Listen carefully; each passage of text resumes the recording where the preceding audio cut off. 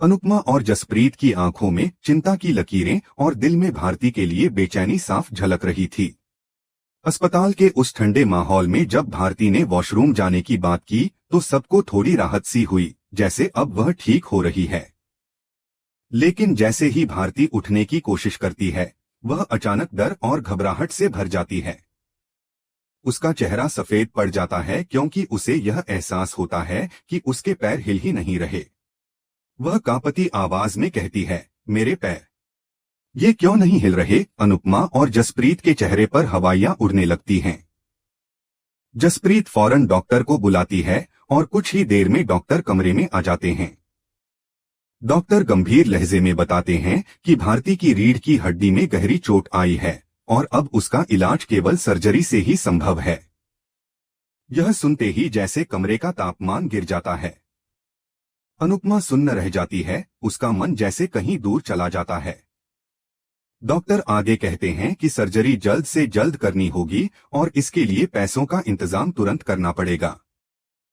यह सुनते ही अनुपमा की आंखों में चिंता की लहर दौड़ जाती है। वह जानती है कि इतने पैसे जुटाना आसान नहीं होगा। उधर राही और परी एक शांत कोने में बैठी अंश और प्रार्थना की बात कर रही होती हैं। परी कहती है कि प्रार्थना को अंश पसंद है, लेकिन सब लोग सिर्फ अंश को ही क्यों दोषी मान रहे हैं। राही गंभीरता से पूछती है कि क्या अंश भी प्रार्थना को पसंद करता है। इस पर परी कहती है, अगर ऐसा होता तो अंश मुझे जरूर बताता। राही का दिल डूबने लगता है। उसे डर है कि कहीं इन दोनों की वजह से फिर से कोई बड़ा विवाद न खड़ा हो जाए। परी उसे समझाती है कि उसे अपने डांस पर ध्यान देना चाहिए क्योंकि प्रतियोगिता करीब है। राही बताती है कि डांस प्रतियोगिता के लिए टीम की जरूरत है, लेकिन अब तक किसी का भी एडमिशन नहीं आया है। तभी राही का फोन बजता है। परी कहती है कि शायद कोई एडमिशन के लिए कॉल आया है और वह उसे बात करने के लिए कहकर वहां से चली जाती है। वहीं दूसरी तरफ अनुपमा भगवान के सामने खड़ी होकर भारती की हालत के लिए रास्ता दिखाने की प्रार्थना कर रही होती है। तभी उसकी नजर दीवार पर लगी डांस प्रतियोगिता की प्लेट पर जाती है। वह कुछ देर तक उसे गौर से देखती है, फिर उसकी आंखों में उम्मीद की एक किरण चमक उठती है। उसे जसप्रीत की कही बात याद आती है कि अगर थोड़ा भी पैसा आ जाए तो वो भारती के इलाज में मददगार हो सकता है। अनुपमा बिना देर किए फोन उठाती है और आयोजकों से कहती है कि वह इस डांस प्रतियोगिता में हिस्सा लेना चाहती है।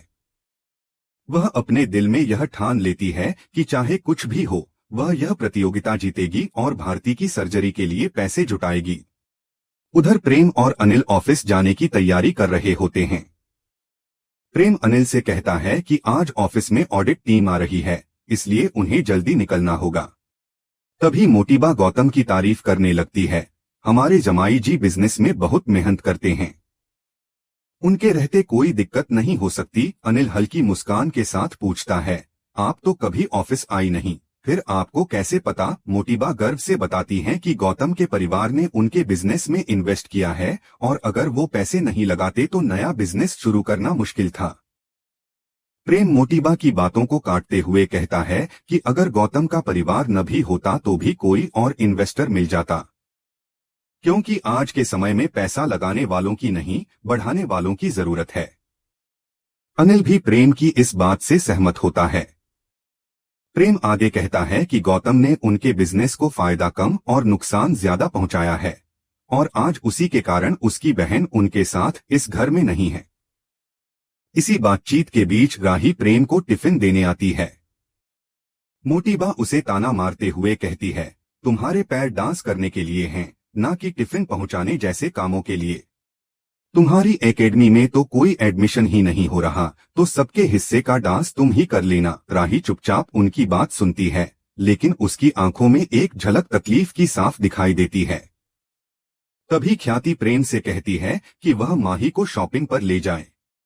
राही खुद माही को साथ ले जाने की बात करती है, लेकिन माही कहती है, राही दीदी को तो डांस से ही फुर्सत नहीं है, वो अपनी एकेडमी पर ही ध्यान दें। राही मुस्कुराकर जवाब देती है, तुम पर नजर रखना भी उतना ही जरूरी है। माही थोड़ा हैरान होती है, लेकिन राही बात को संभालती है और कहती है, तुम मेरी छोटी बहन हो, तुम्हारा ध्यान रखना मेरी जिम्मेदारी है। ख्याति कुछ कहने लगती है, लेकिन मोटिबा उसे टोक देती हैं। प्रेम को ऑफिस जाने दो, जरूरी काम है। राही माही को साथ चलने को कहती है और मजाक में कहती है, सब कुछ ले लेना वरना बाद में मेरी चीजों पर नजर डालोगी। माही चुप रह जाती है, लेकिन उसकी आंखों में एक झिझक दिखाई देती है।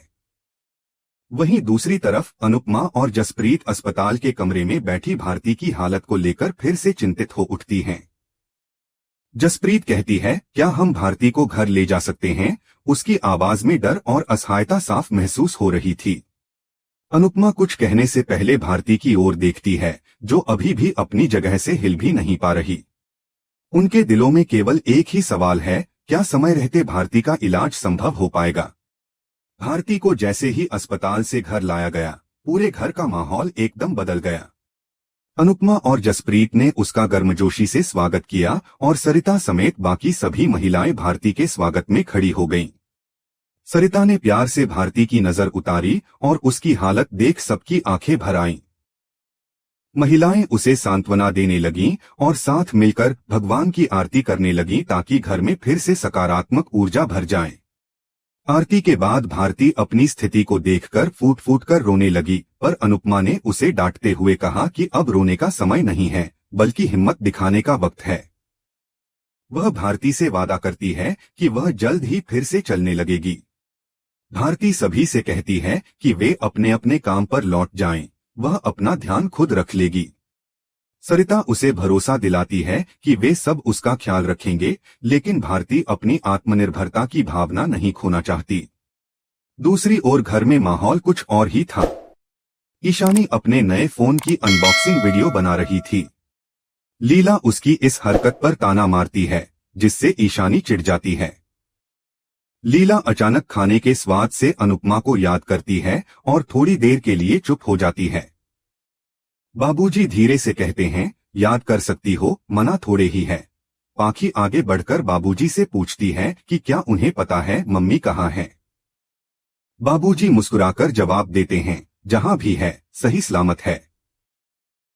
उसी समय अंश की नजर ईशानी के महंगे फोन पर पड़ती है और वह हैरानी से पूछता है कि इतना महंगा फोन उसके पास कैसे आया।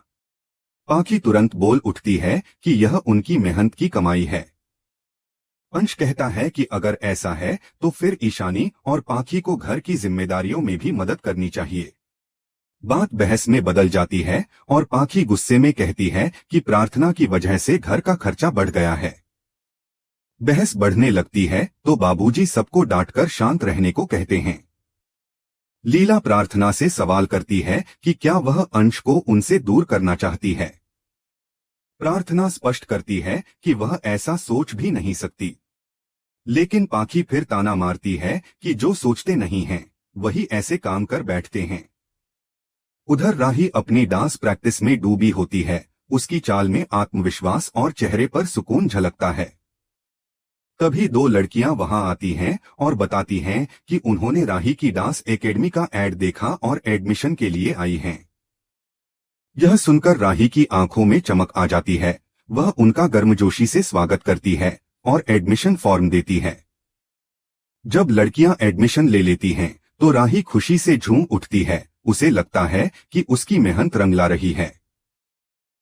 उसी दौरान अनुपमा और जसप्रीत ऑटो में बैठी होती हैं।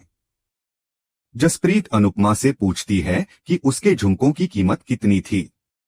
अनुपमा शांत स्वर में कहती है, जितनी हमें जरूरत थी उतने की। यह सुनकर जसप्रीत हैरान रह जाती है। वह भावुक होकर कहती है कि समझ नहीं आता, तुम क्या हो, कहां से आई हो, किस घर की हो। अनुपमा मुस्कुराकर कहती है, मैं चाहे जहां से आई हूं, अब तुम्हारे घर की हूं। जसप्रीत के चेहरे पर भावुकता साफ दिखाई देती है।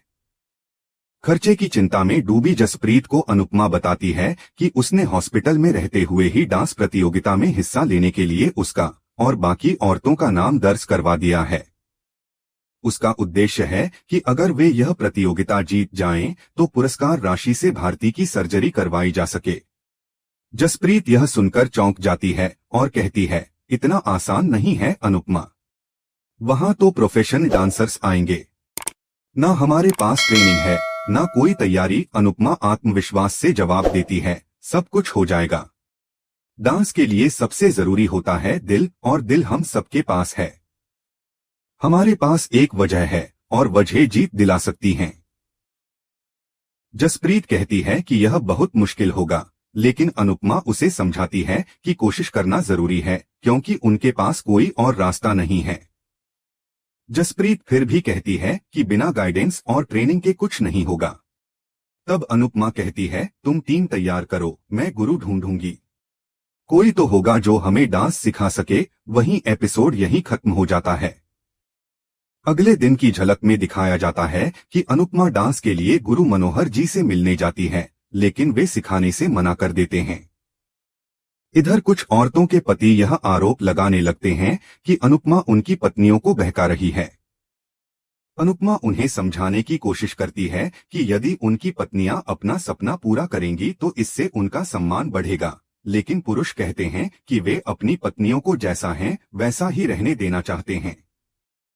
वहीं दूसरी तरफ राही अपनी डांस टीम की कमजोरियों को लेकर प्रेम से चिंता जाहिर करती है, लेकिन प्रेम चुपचाप सुनता रहता है। उधर ख्याति एडमिशन के लिए आने वाले कॉल्स को जानबूझकर मना कर देती है ताकि राही की एकेडमी आगे न बढ़ सके।